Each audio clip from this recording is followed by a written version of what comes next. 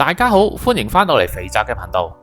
今條片會做一啲執漏嘅處理，其中有一個進階少少嘅自製裙甲內扣講解，同埋片尾咧會有一個神剪同 D-Sphere 剪嘅實測比較。如果你係第一次瀏覽我嘅頻道，我嘅頻道就係主要介紹一啲做基本模型處理嘅手法，同埋一啲我自己做改裝模型片段嘅分享。同時我亦都有做模型代工嘅，有興趣歡迎 PM。對呢類影片有興趣嘅朋友就記得訂閱啦。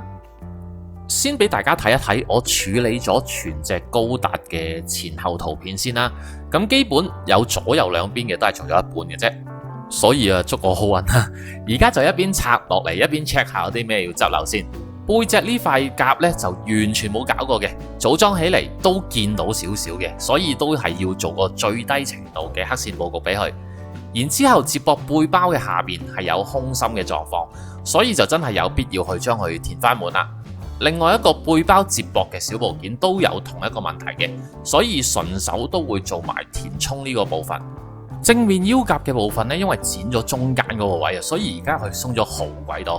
咁呢個位呢，就要加工同佢做翻，咁擺 pose 都易搞啲啊嘛。支長槍呢個位上集都有講到啦，個窿就係俾兩支長槍組裝埋一齊嘅。不過既然我都決定咗唔會組裝嘅話，見到咁樣就唔係咁順眼，所以反正執漏就順手補埋個窿佢啦。再跟手揾粒差唔多尺寸嘅補品補埋上去，咁就唔使等佢吉咗個位出嚟。手甲呢個位本身之前喺影片咪講過會轉穿去補翻一個出氣孔咁樣嘅補品入去嘅，但係而家睇翻個手甲就太薄啦，再轉窿塞翻啲補品入去就好似唔係咁合適，所以就由得佢算啦呢度。腰甲前面呢一度將佢拆咗落嚟先，嗱睇下佢係揈到咁樣噶啦，鬆到咁樣噶啦。同時背面呢，就因為佢太過吉啊入邊，所以我就會用膠板自製一個裙甲嘅內部構造入去。雖然正面睇唔到，但係做完之後掀開佢呢，嚇到鬼嘅真係。背面嘅裙甲其實佢本身有個咁嘅 cover， 考慮到呢個 cover 其實都有翻一定程度嘅細節啊，所以呢部分都唔特別改裝噶啦。不過入邊有個推進器就要做噴油嘅時候拆咗出嚟先，所以上完色先至再組裝噶啦。頸嘅呢個部分因為後邊真係中空得太緊要啊，由後邊望上去一眼就望得到，所以我等陣間都會順手將內部嘅空間填平埋佢嘅。今次執漏主要嘅工具就係會用到呢一個 AB 筆地去做絕大部分嘅填平作業，包括頭先見到嘅背包啊、頸啊都會用得到嘅。另外我亦都準備咗一啲廢框剪出嚟嘅件啊，主要就係用嚟塞喺呢啲要填補嘅空間入邊。除咗可以慳翻一定程度嘅 AB 筆地之外啦，亦都可以比較大程度避免嚴重縮膠嘅現象出現。始終大範圍咁樣使用 AB 筆地呢，凝固咗之後收縮嘅狀況亦都比較明顯嘅。概括少少講呢個 AB 筆地點樣用啦？呢隻 A 同埋 B 嘅筆地要1比1咁樣去用嘅，只要你拍埋佢哋一齊咁樣剪，大概就係1比1噶啦，就唔使話特登用到磅啊呢樣嗰樣去量得咁精細，差唔多就夠噶啦。快快手手將佢哋猜埋一齊，如果中間覺得太黏手嘅話，就可以濕少少水去繼續猜。你見到好似畫面咁樣完全冇色差，見到一嚿淺啡色嘅泥膠狀物體呢，其實你就可以開始用噶啦。頭先話已經準備好咗嘅廢框，而家我哋可以將佢剪成一啲細小嘅碎粒，係要剪到差唔多呢個程度先得噶，咁樣就比較容易塞多一啲入喺個坑或者個窿入邊。都搞掂之後呢，就可以開始將呢啲碎粒好似影片咁樣放入去要填補嘅窿入邊。我自己就盡量可能放到啲碎同個窿差唔多 level 為止嘅，然之後就可以搣少少筆地，好似影片咁樣將剩翻嘅位置填平，然之後慢慢將筆地向個窿嘅入邊壓，咁樣就可以令到筆地攝入去填滿空咗出嚟嘅位置。去到最後點樣壓都有少少筆地拱咗出嚟呢，咁就可以收手啦。再等多4個鐘左右啦，筆地凝固咗之後，就可以將多餘嘅都打磨走。當然中間你可以趁佢未完全凝固之前呢，就用筆刀將多餘嘅筆地削走咗先嘅。我之前有做咗一條片係獨立介紹筆地嘅應用，如果有興趣嘅，而家可以撳右上角嗰條 link。頸部嘅填充都係用翻同一個方法嘅。你可能會問，其實揾塊薄薄地嘅膠板黐上去，然之後按住佢個形狀，剪走多餘嘅膠板，唔係都係一個方法咩？嗱，你講得好啱，其實呢個方法係絕對可行，亦都唔需要等咁耐添。但係有一個問題就係話，加膠板上去會令到成個部件嘅尺寸變厚，唔一定個個部件都容許呢件事情發生嘅。同埋我用呢一支 AB 筆地呢，已經開咗大半年㗎啦。如果唔快快手手用埋佢呢，分分鐘遲多幾個月想用都冇得用㗎啦。反正都有咁多地方要填補咯，咁用到幾多次咪用幾多次咯。大家見到我頭先唔係剪咗好多出嚟，但係實際上仲剩翻咁多嘅，所以有啲咩地方要填嘅就用埋去，唔好浪費啦。因為合咗 A、B 兩種筆地一齊之後呢，佢係擺得嘅。包括好常見嘅腳趾尖呢啲位置啦，嗰少少空位咪填埋佢咯。同埋片頭有提及到另外一個背包接駁嘅小部件啦。咁呢一啲咁細嘅窿位，其實我就直接碎膠都唔會落噶啦，就咁樣塞嚿 AB 筆地入去就算噶啦。另外背包呢個位本身我話過佢係向住高達嘅背脊，其實就唔係好望到嘅。不過既然有多出嘅筆地剩翻低咯，順手咪填平埋佢咯。咁就完全可以覆蓋到呢個我哋用唔着嘅接駁窿位啦。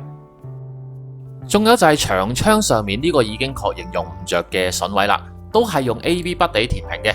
其實我仲有其他位置係有落到 AB 筆地，咁不過大同小異嘅嘢就唔再喺影片入邊重複。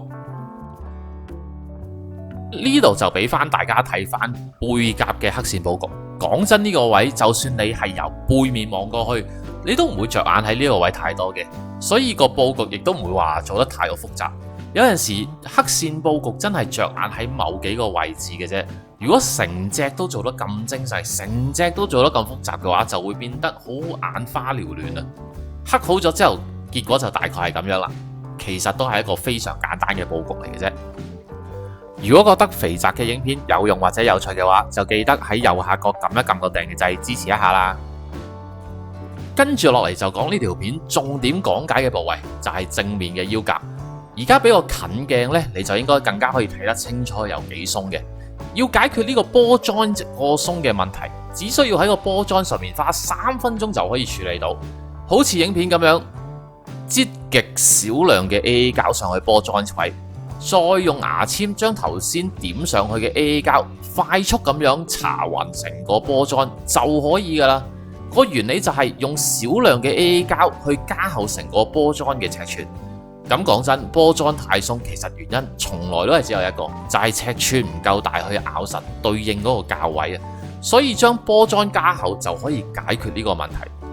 過咗3分鐘啦，嗱，基本上其實唔需要嘅，只要等啲 AA 膠乾晒，再將裙架放翻上去原本嘅部件入邊，其實已經好咗好多噶啦。嗱，影片入邊我就真係好難表達個鬆緊程度嘅分別，但係至少咁樣戳佢嘅話呢，都唔會喐嚟喐去，其實已經解決咗波 joint 過鬆呢個問題噶啦。跟住落嚟就可以自製一個裙夾嘅內側結構。大家見到影片入邊，我已經將遮蓋膠紙完全咁樣覆蓋喺裙夾嘅底部面積上面。有關呢個貼紙點樣可以做到咁，大家可以睇我右上角嗰條 link，係由頭開始講解點樣用膠板做自製裙夾內側嘅流程。而家我就已經可以將成個貼紙起翻出嚟，作為裙夾內側嘅一個尺寸模具。侵起啲都要講一句噶啦，起呢一張貼紙出嚟嘅時候呢，就真係唔可以心急嘅。因為你要成塊起晒出嚟，如果你心急一用力，就好容易中間斷開噶啦。今次我會用到0.5mm 厚嘅膠板，將頭先起出嚟嘅貼紙貼上去，先沿住個邊剪出一個膠板狀態嘅模具先，再用呢個膠板狀態嘅模具放翻入去裙夾內側對一對位，有需要嘅就再修補一下或者打磨一下啦。咁呢啲手工嘢係必須做嘅，因為你都冇可能一下子就完全整到一個完美貼合嘅形狀出嚟。確認個位置完全冇問題之後，就可以攞呢一塊模具再複製多2塊一模一樣嘅膠板出嚟啦。呢個模具嘅原種呢，就仲係有用嘅，所以唔好掉開去住，我哋放埋一邊先。我呢度都係用2塊0.5mm嘅膠板去做左右兩側嘅裙夾內扣。然之後就再放翻入去裙夾嘅內側，確認佢嘅位置。有需要嘅話，都係要再調整一下個形狀，去到接受到嘅狀態為止啦。之後就可以喺呢個內扣嘅膠板上面做黑線佈局。我就首先做咗一邊嘅黑線佈局，放咗入裙夾嘅內側就係咁樣樣啦。望落去其實都算得上係唔錯嘅，同個裙甲嘅形狀都講得上係合襯。咁呢個時間我就會將佈局複製去另外一邊嘅膠片上面啦。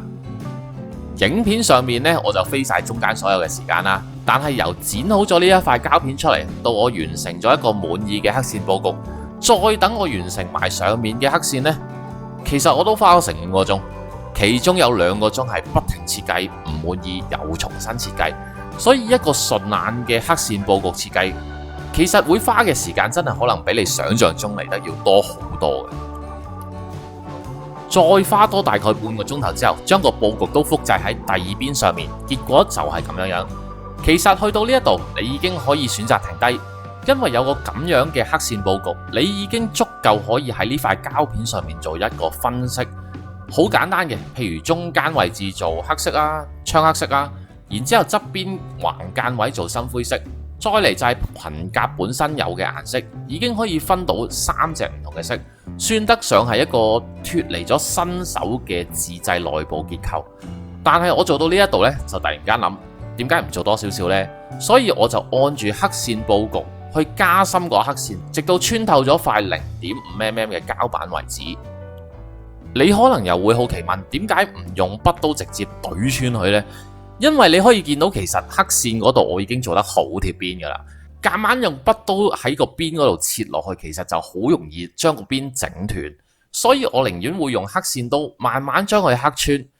呢個呢，就係我做過最安全嘅方法啦。講真，呢塊嘢都花咗我咁多時間啦，我都唔爭再耗多1個鐘俾佢，總好過我心急懟爛咗佢，真係渣都冇得剩。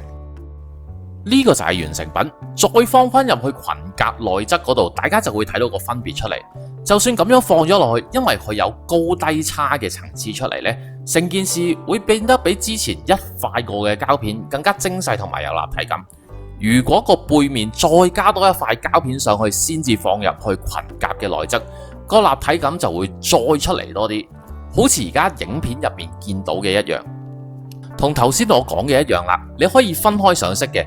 譬如最底嗰一層膠片係可以做槍黑色，第2層通窿嘅做深灰色，加埋裙甲本身嗰個顏色，除咗本身分析帶出嚟嘅細緻度之外，仲會多咗一個立體感嘅深度，成個內部結構嘅層次亦都會再推進咗一層。呢個做法亦都可以令到你分開3樣嘢去做噴油啊，噴好咗先黐埋一齊咯，你連遮蓋都唔使做。呢個亦都係今條片想介紹俾大家一個進階嘅改裝流程。至於你話第2塊打底嘅膠片點樣整啊？之前我哋咪留翻低個模具嘅，用翻嗰塊去整咯。你可能就會好奇，點解你頭先淨係做2件唔做4片呢？咁官方嘅答法我會話俾你知，4片一齊做同一個形狀呢就比較難做嘅。咁真正嘅答案就係，我一開始都冇諗到要去做通窿呢個地步，所以我咪做咗2片出嚟咯。正如我之前 live 入邊講過，其實我自己好興改裝到一半，先至諗到一啲新加嘅嘢。咁呢個 freestyle 就都算係我嘅特色嚟嘅，但係認真就不是一件好事。我會建議你哋真係要做改裝呢，最好 plan 好晒，畫埋草稿，咁樣就會比較少啲甩漏嘢嘅存在咯。去到最後，亦都有少少我喺部件上面加補品嘅 shot 俾大家睇。咁你哋都知道，其實我喺裙甲內側嗰度都搞咗好耐嘅。呢啲時間我亦都有幫上咗 AB 筆底嘅部件做翻個打磨，磨平咗之後，亦都順手上埋個補品，包括長槍嘅底面都有做啦。背包尾部亦都上咗一個扁平少少嘅補品，去遮住原本填補咗嘅窿。因為上補品嘅過程，之前幾條影片都有做過，咁亦都不再重複啦。影片最尾呢，就會上翻一啲最後執漏改裝過嘅圖片俾大家睇嘅。但係想補翻一句啦，就係呢個系列入邊我用過嘅每一個步驟或者技巧，其實喺我自己個頻道入邊都有一條獨立嘅影片講解或者介紹過。如果對個別嘅流程係特別有興趣嘅話，可以喺我 YouTube channel 入邊睇翻對應嘅影片啦。或者你真係揾唔到嘅，你留個言俾我 send 翻條 link 俾你都得嘅。片頭都有講到啦，我會比較一下2把唔同嘅單刃剪嘅功效俾大家睇嘅。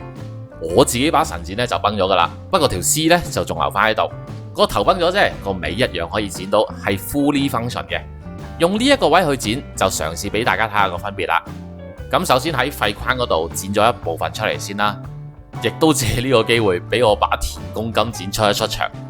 呢一度就會用把國產剪去剪咗一邊先嘅。講真，我真係唔識得讀啦 ，D-Spear 定係點樣？咁我都係用國產剪去稱呼佢啦。